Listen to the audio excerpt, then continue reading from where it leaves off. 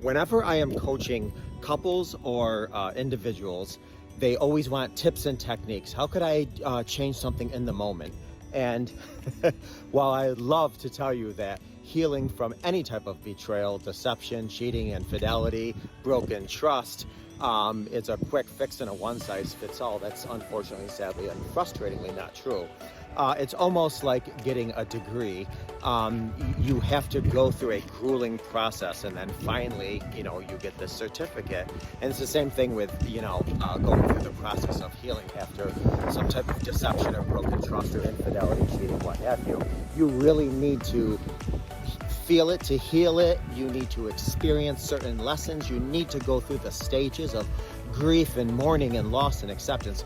But I do have a lot of tips and techniques, a lot of them that I share with my clients. And I'll tell you one of them, actually a couple of them right now. Number one, a lot of times my clients cannot talk, or they'll get into an argument, or they cannot talk because there's kids around, or they cannot talk for whatever reason. So one of the things that I have them do is I have them actually write to each other. Now, here's the trick with writing to each other. If possible, you have to write with your non-dominant hand. And there's studies and research why. Not going to get into that now, because I want to save time for other tips and techniques. But so you guys are sitting, at the same table or on the same couch or across the room from each other, and you write with your non-dominant hand. You hurt me when you said A, B, and C, and blah, blah, blah. And then you give it to your partner. Now listen, every time you write something, I do encourage you to write a heart after it. But you do it if you can, and if you can't, you can't. And then your partner will get back and say, okay, I just want to tell you I said that because of A, B, and C, and that wasn't my intention. I do take full responsibility, or, blah, blah, blah. Now, the benefits of writing with your non-dominant hand, like I said, I'm not going to get into the research, is that it takes down the filters. Number two, it takes down the defensiveness. Number three, it slows the conversation down. Because how many times do we get heated in conversations because our brain is quicker than our mouth? So that's number one. Sit down and write each other, but write with your non-dominant hand. Now, if you want to answer with your dominant hand, that's fine, but I would write initially with your non-dominant hand. Number two, speaking of non-dominant hands, when you brush your teeth at night or in the morning, try brushing with your non-dominant hand. What you're doing is you're tapping into a completely different portion of your mind, a different part of your mind.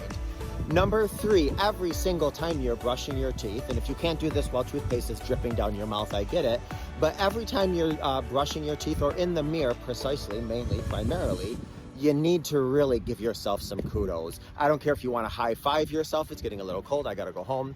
I don't care if you want to high five yourself. I don't care if you want to blow a kiss to yourself.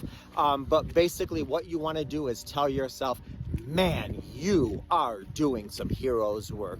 You are really strong. You are acting strong. You are showing up. You are...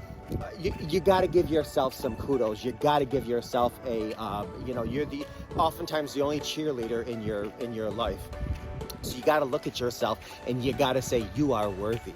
I love you. I may not know what the crap I'm doing from day to day, but I'm going to keep on keeping on regardless because you're worth it. So you got to give yourself a pep talk. And I'll tell you something, please don't discount breaths. There's reason, I know a lot of people are like, oh my God, if one more professional tells me to take deep breaths, I'm going to scream. I get it. And actually screaming is not a bad idea. So go ahead and scream. But here's the deal.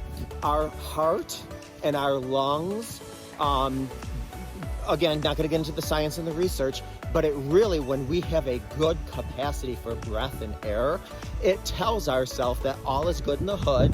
Our nervous system can calm down and we can relax. And when our body knows that we can calm down and relax, it'll come in just like it does when we have the flu or a cold and whatever else. It'll start healing ourselves.